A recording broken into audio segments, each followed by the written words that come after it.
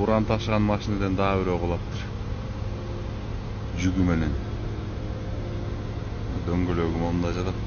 Нарын облусунун Миңгуш айылында уран калдыктарын ташып бара жаткан Росатомдун жүк унаасы оодарылып кетти. Бул маалыматты Кыргызстан Өзгөчө кырдаалдар министрлигинен ырастап, радиациялык коркунуч жок экенин белгилешти. Министрликтин маалыматына ылайык, туюк суу калдыктарды сактоочу жайынан уран калдыктарын алып келе жаткан Хово унаасы туюк суу Миңгуш Арал автожолунун 2-чакырымында жолдон чыгып кеткен. Учурда кырсыктын себептери такталууда. Кырсык болгон жерге барган ÖKM жана ИИМ кызматкерлери уран калдыктары жерге төгүлбөгөнүн жана радиациялык коркунуч жок экенин аныкташкан.